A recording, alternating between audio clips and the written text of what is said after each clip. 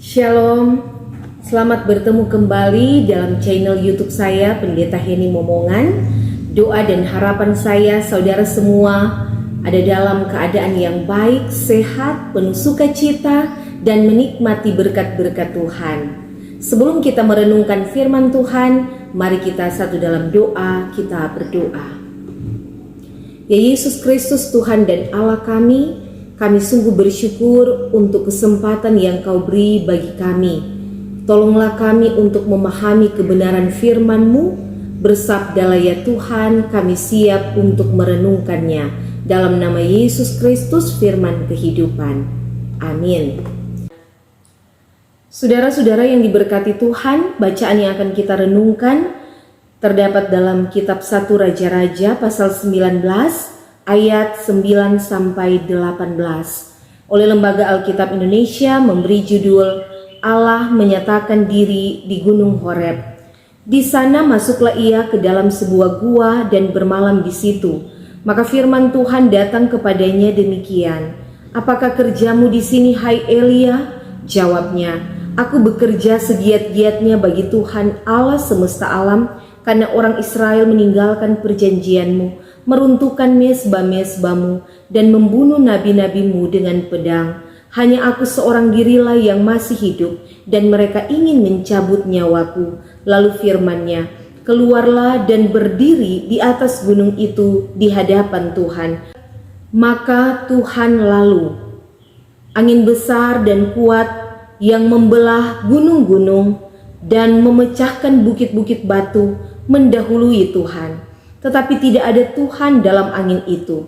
Dan sesudah angin itu datanglah gempa, tetapi tidak ada Tuhan dalam gempa itu. Dan sesudah gempa itu datanglah api, tetapi tidak ada Tuhan dalam api itu. Dan sesudah api itu datanglah bunyi angin sepoi-sepoi basah. Segera sesudah Elia mendengarnya, ia menyelubungi mukanya dengan jubahnya, lalu pergi keluar dan berdiri di pintu gua itu. Maka datanglah suara kepadanya yang berbunyi, "Apakah kerjamu di sini, hai Elia?" Jawabnya, "Aku bekerja segiat-giatnya bagi Tuhan Allah semesta alam, karena orang Israel meninggalkan perjanjian-Mu, meruntuhkan mezbah-mezbahmu, dan membunuh nabi-nabimu dengan pedang. Hanya aku seorang dirilah yang masih hidup, dan mereka ingin mencabut nyawaku."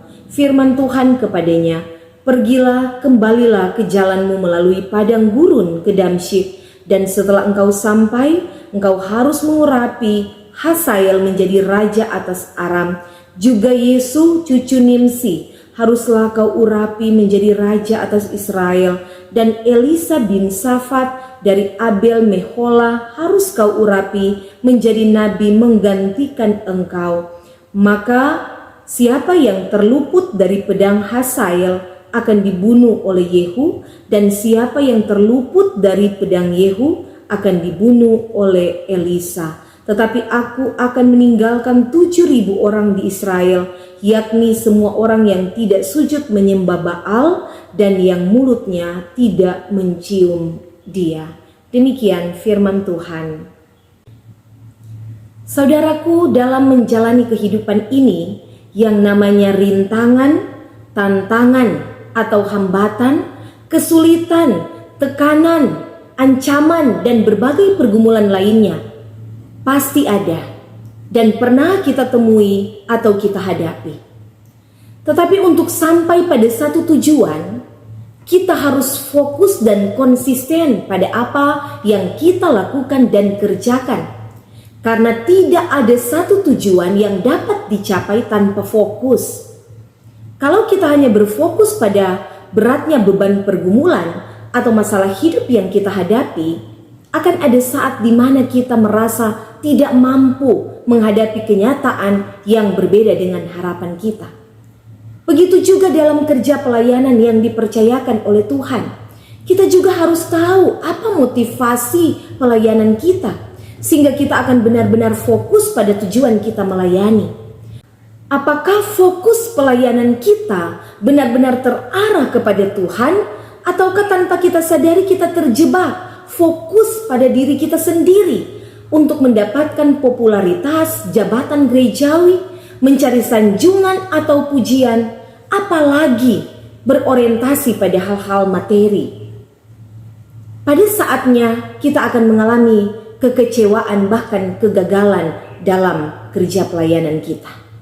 Nah saudaraku, pada perenungan saat ini kita dituntun dengan tema pelayanan yang berfokus kepada Tuhan.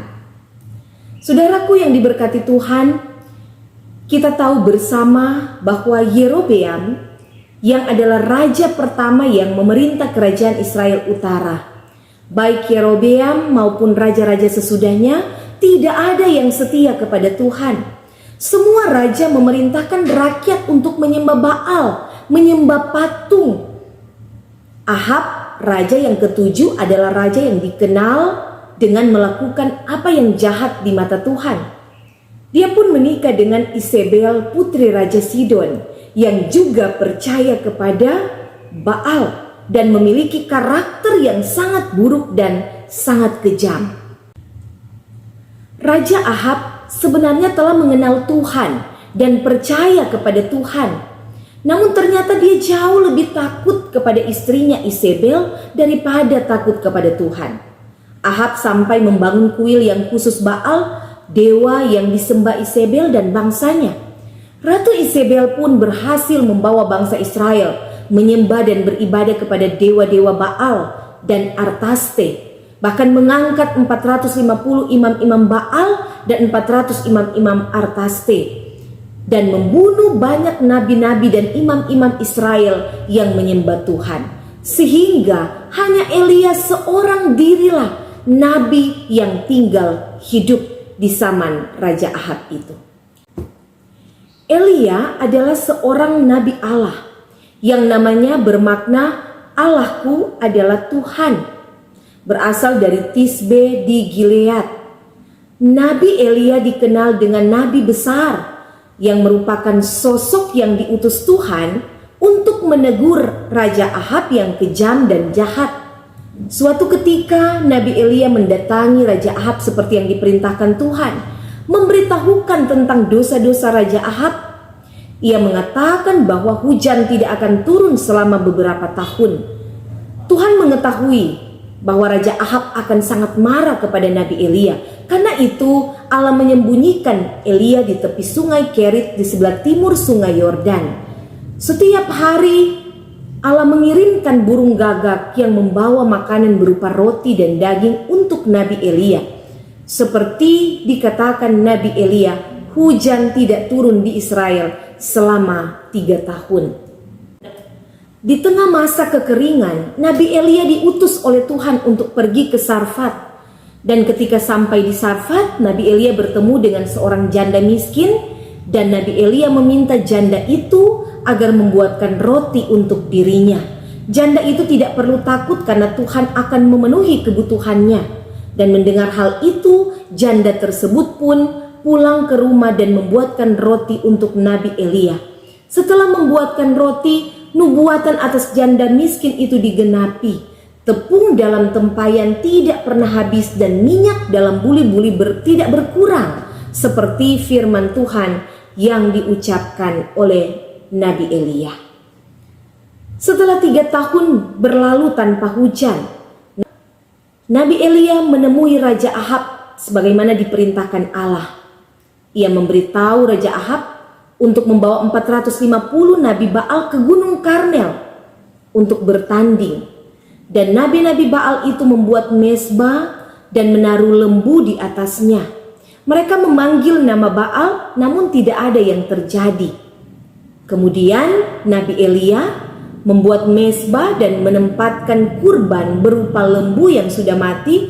Lalu ia menuangkan 4 kendi besar penuh dengan air ke atas persembahan tersebut. Nabi Elia memanggil nama Tuhan dan memohon kepada Tuhan untuk membakar lembu itu, sehingga Tuhan pun mengirimkan api dari sorga untuk membakar habis baik lembu, mezbah dan batu-batu mezbah. Di sini Allah membuktikan bahwa kuasanya lebih besar daripada Baal yang mereka sembah. Dan melihat hal itu semua orang tersungkur menyembah Tuhan. Lalu Elia membunuh nabi-nabi Baal itu. Kemudian Elia berdoa lagi dan meminta Tuhan mengirimkan hujan, maka turunlah hujan yang lebat. Nah, kejadian di Gunung Karmel itulah membuat Isabel marah dan ia berencana membunuh Nabi Elia. Mendengar ancaman Isabel itu, Nabi Elia segera melarikan diri ke daerah Beersheba di wilayah Yehuda. Ketika dia berjalan semakin jauh di padang gurun dan dengan rasa kecewa, frustasi, depresi, ia berputus asa, dia merasa ditinggalkan oleh Tuhan. Sehingga kalau kita melihat di ayat 4 juga pada perikop sebelumnya, Elia duduk di bawah sebuah pohon arar, ia ingin mati, katanya, "Cukuplah itu. Sekarang ya Tuhan, ambillah nyawaku." Di bawah pohon arar itu, Tuhan menyegarkan Elia dengan memberikannya makanan dan minuman, bahkan waktu untuk beristirahat. Selanjutnya Elia melanjutkan menempuh perjalanan 40 hari 40 malam lamanya sampai ke Gunung Allah atau Gunung Horeb, atau juga disebut Gunung Sinai. Di sana Elia bersembunyi di dalam gua yang gelap dan dia seorang diri. Di dalam gua itulah dia merenungkan segala sesuatu yang dia alami selama ini, termasuk bagaimana campur tangan Tuhan yang terus menolong dan yang memberikan dia makanan untuk tetap memelihara kehidupannya. Dalam gua yang gelap ditambah lagi pikiran yang sangat kacau, di mana Elia terlalu fokus kepada kemalangan dirinya, kesulitan, tantangan dalam pelayanannya, sehingga dia tidak lagi melihat kepada kuasa Tuhan yang besar yang selama ini telah dia alami. Lebih besar rasa takutnya atas kejaran dan ancaman Isabel daripada kepada Tuhan. Nah, dalam keadaan itulah bacaan kita saat ini menegaskan bagaimana Tuhan kembali menemui dan berbicara kepada Elia di Gunung Horeb itu. Di ayat 9 dikatakan di sana, "Apakah kerjamu di sini, hai Elia?"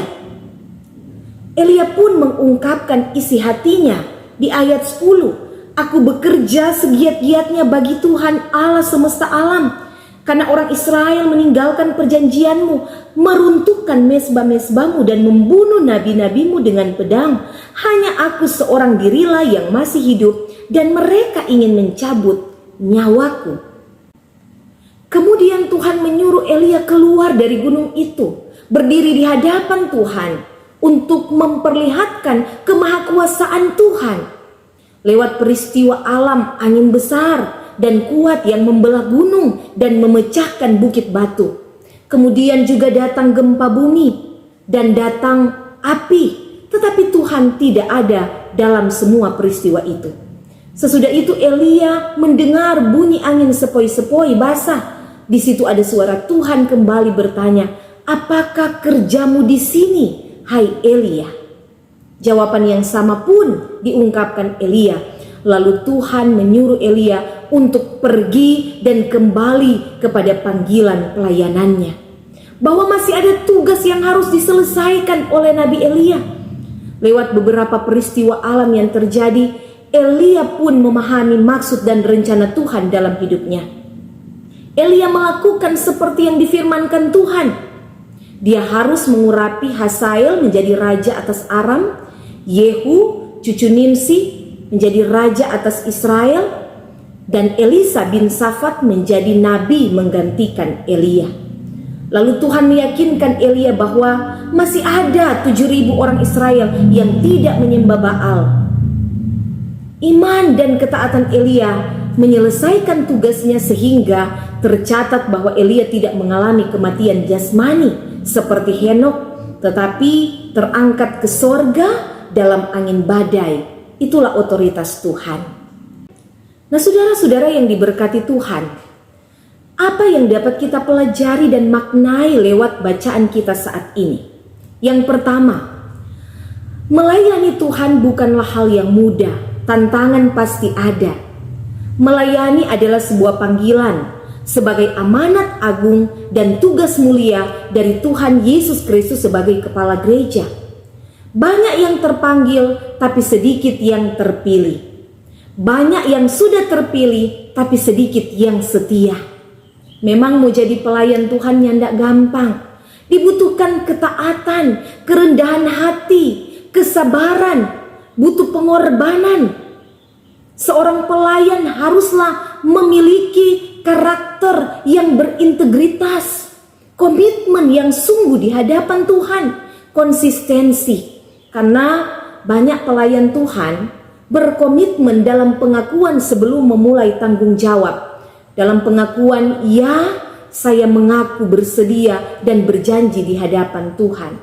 Tapi pada kenyataannya, tidak sedikit pelayan Tuhan yang tidak konsisten atau mengabaikan tugas dan tanggung jawab pelayanannya. Pekerjaan yang indah tapi tidak mudah, saudara-saudara. Sering dikagumi tapi juga sering difitnah. Ada yang sayang, ada juga yang marah. Sering diterima tapi tak jarang juga ditolak. Ada yang menopang pelayanan kita, ada juga yang menjatuhkan. Ada yang begitu perhatian, tapi ada juga yang tidak peduli terhadap pelayan Tuhan. Itulah dinamika pelayanan yang harus dihadapi dan dijalani dengan iman oleh para pelayan Tuhan. Ada juga jemaat yang pilih-pilih pelayan Tuhan. Kita suka kok pendeta ini, kalau pendeta sana kita tidak suka. Kita suka penatua yang bapimpin ibadah. Kalau diaken yang bapimpin kita tidak mau hadir di ibadah. Ini realitas, saudara-saudara. Panggilan pelayanan adalah anugerah, bukan beban. Karena itu orientasi pelayanan kita janganlah hanya karena keinginan untuk mendapatkan popularitas, jabatan gerejawi, mencari sanjungan atau pujian, apalagi berorientasi pada hal-hal materi. Pasti kita akan mengalami kegagalan dan kekecewaan dalam pelayanan. Tetapi pelayanan yang benar-benar berfokus pada Tuhan, yang empunya dan yang mempercayakan pelayanan itu bagi kita, pasti kita diberkati untuk menjadi berkat. Sekalipun banyak pergumulan dalam pelayanan, tapi mari kita bangun suatu keyakinan bahwa di balik penugasan untuk melayani, Tuhan punya tujuan. Tuhan jugalah yang akan menyertai dan menolong, memampukan kita dalam segala keterbatasan, kekurangan, dan kelebihan kita. Bahwa Allah selalu turut bekerja dalam segala sesuatu untuk mendatangkan kebaikan bagi mereka yang mengasihi Dia, bagi mereka yang terpanggil sesuai dengan rencana Allah. Kalau Tuhan yang mengutus, Tuhan pasti akan urus. Sebagai pelayan, tetap layani dan doakan jemaat, baik yang senang atau yang tidak senang dengan kita. Tetap semangat, sukacita melayani, tetap kuat dalam Tuhan. Tuhan yang tidak akan kasih biar kalau orang melayani dengan tulus. Amin. Hal yang kedua, saudara-saudara, jangan kita meragukan kuasa Tuhan. Hal menarik dapat kita lihat bagaimana Allah bisa memakai apa saja termasuk alam ini. Semua yang terjadi dan yang kita alami bukan tanpa tujuan, tapi Tuhan punya maksud baik untuk menyadarkan kita manusia bahwa Tuhan punya kuasa atas kita manusia dan semua ciptaannya. Bahwa kita perlu berintrospeksi diri dan menata kembali cara hidup kita yang tidak sesuai dengan kehendaknya. Mungkin kita mulai jauh dari Tuhan, mungkin kita mulai meragukan kuasa Tuhan. Nah, Allah memakai angin besar dan kuat, memakai gempa, api, bunyi angin sepoi-sepoi basah untuk membawa Nabi Elia kembali percaya kepada Tuhan supaya Elia kembali fokus pada panggilan Tuhan. Elia mengalami titik balik lewat peristiwa alam yang diberlakukan Allah, yang menyapa dia dengan lembut supaya dia kembali pada panggilan Tuhan. Padahal Elia sudah banyak kali menyaksikan dan mengalami secara langsung kuasa dan mujizat Tuhan. Namun tekanan dan ancaman Isabel membuat Elia seakan berputus asa, kehilangan harapan. Dengan kata lain, dia mengalami depresi. Elia memang adalah seorang nabi besar, namun ia juga adalah seorang manusia yang punya kelemahan dan keterbatasan. Karena itu kita juga harus belajar untuk peka terhadap suara Tuhan, teguran Tuhan lewat apa saja. Apakah lewat peristiwa alam, gempa, tanah longsor, tsunami, hujan badai, banjir, sakit penyakit, termasuk juga pandemi COVID yang menimpa kita, bahkan dunia ini, atau juga segala bentuk persoalan, pergumulan hidup. Mari kita ambil waktu sejenak untuk merenungkan apakah yang sudah kita lakukan dan kerjakan selama ini benar-benar untuk Tuhan atau hanya untuk diri kita sendiri. Dan mari kita kembali kepada Tuhan, percaya kepada Tuhan, sembah dan beribadahlah kepada Tuhan. Sudah seharusnya kita tunduk kepada kehendak-Nya. Sadarlah bahwa Tuhan memiliki otoritas penuh atas hidup kita. Rencana Tuhan tidak dapat dibatalkan atau digagalkan hanya oleh ketidaktaatan atau rasa takut yang menghimpit hidup kita. Hal yang ketiga, bangkit dari keterpurukan. Kita belajar dari Nabi Elia. Dia mendengar dan melakukan perintah Tuhan. Dia mampu keluar dari gua yang gelap, dan dengan iman dia melangkah dalam rencana Tuhan. Tuhan punya banyak cara untuk menolong, untuk memberi jalan keluar di setiap tantangan, pergumulan, persoalan, penderitaan dan tekanan dalam hidup kita. Kenapa terkadang cobaan yang kita alami terasa berat, saudara-saudara? Karena Tuhan tahu bahwa kita kuat dan mampu untuk melewatinya. Karena itu jangan lari dari masalah dan jangan berputus asa. Dalam kekalutan, dalam kegalauan hati, mari kita arahkan pandangan kita kepada Tuhan. Fokus kepada kuasa Tuhan yang tak terbatas, kuasa Tuhan yang dahsyat, agar kita kuat menghadapi kenyataan hidup yang begitu berat sekalipun. Tetaplah beriman kepada Tuhan, jangan pernah meragukan kuasa-Nya. Serahkan hidup kita seutuhnya kepada Tuhan dan jadikan Dia tempat sandaran hidup kita. Doa yang sungguh, berseru kepada Tuhan, maka Tuhan akan memulihkan keadaan kita. Seperti Tuhan menjawab doa Elia karena imannya. Doa orang benar bila dengan yakin didoakan sangat besar kuasanya. Hal yang keempat, saudara-saudara, estafet pelayanan. Ada ungkapan bijak, setiap masa ada orangnya dan setiap orang ada masanya. Setelah sekian lama Elia melayani Tuhan dengan sangat luar biasa, tiba waktunya bagi Elia untuk menyelesaikan tugasnya sebagaimana yang Tuhan perintahkan kepadanya. Elia memahami dengan iman bahwa tugasnya pasti ada masa berakhir. Maka Elia mencari dan menemui orang-orang yang ditunjuk Tuhan untuk melanjutkan pelayanannya. Lebih khusus Elisa yang akan menggantikannya. Nah, saudaraku, memiliki prestasi yang banyak dalam pelayanan bukan berarti dia paling hebat dan tak bisa tergantikan. Tidak, saudara-saudara. Pelayanan itu milik Tuhan. Panggilan dan kepercayaan dari Tuhan. Tuhan yang memilih lewat proses pemilihan yang diawali dengan beribadah. Ada doa dan firman sehingga kita meyakini bahwa mereka yang terpilih itulah yang ditetapkan oleh Tuhan. Nah, kita perlu belajar dari Nabi Elia. Menyerahkan tongkat pelayanan dengan sukacita, kerelaan, dan sikap kerendahan hati untuk kelanjutan pelayanan bagi Tuhan Allah. Sikap itulah yang membuat Elisa yang menggantikannya menjadikan Elia sebagai panutannya. Hal ini yang patut orang contohi, teladani dalam pelayanan gereja. Jangan karena so nyandak tapili pelsus, nyandak tapili badan pekerja majelis jemaat, nyandak tapili di komisi BIPRA atau komisi kerja, atau nyandak tapili UPK, pemulai backing penolakan. Ada pertentangan dan memicu perselisihan, memecah belah persekutuan, atau marajus nyandak pergi ibadah, dan lebih parah lagi, pindah golongan gereja dan lain sebagainya.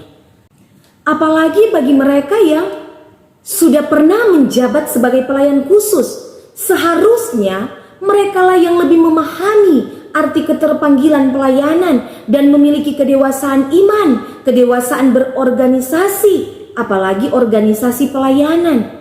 Maka sangat-sangat disayangkan kalau sampai hal-hal seperti yang saya katakan tadi itu masih terjadi di tengah-tengah pelayanan gereja. Regenerasi pelayanan adalah tongkat estafet, kerelaan dan kerendahan hati dari pendahulu kepada generasi baru dengan otoritas Allah sepenuhnya, dan itu akan berlangsung secara terus-menerus. Pergantian kepemimpinan, suka atau tidak, pasti akan terjadi. Seorang pemimpin tidak selamanya berada pada jabatan pelayanannya. Ada waktunya untuk menyerahkan tugas atau jabatan pelayanan kepada yang sudah dipercayakan Tuhan lewat proses pemilihan. Karena itu di gereja kita, Gemim, regenerasi pelayanan diatur dalam tata gereja Gemim dari waktu ke waktu agar pelayanan berjalan dengan baik dan dinamis. Yang terutama saudara-saudara, kita sebagai gereja, sebagai persekutuan orang percaya, benar-benar mempercayakan seluruh hidup, kerja dan pelayanan kita kepada rencana dan kehendak Tuhan. Fokus dan tertuju kepada Tuhan. Dengar dan ikuti jalan Tuhan. Andalkan Tuhan, yakin dan percaya. Kasih setia, pemeliharaan dan keselamatan dari Tuhan akan mengikuti di setiap langkah dan perjalanan kehidupan kita. Tuhan pasti memberkati kita semua. Amin. Mari kita berdoa. Ya Yesus Tuhan kami bersyukur untuk firman-Mu. Arahkanlah hidup kami agar tetap fokus pada jalan yang Engkau kehendaki untuk kami lalui. Yakinkanlah kami bahwa kami tidak sendiri. Ada Tuhan yang selalu menyertai dan menolong. Teguhkanlah iman kami dalam menjalankan panggilan pelayanan yang Engkau percayakan. Mewujudkan pelayanan yang berfokus kepada Tuhan, bukan pada diri kami sendiri. Agar nama Tuhan dimuliakan. Kami bersyukur di dalam nama Tuhan Yesus Kristus. Amin.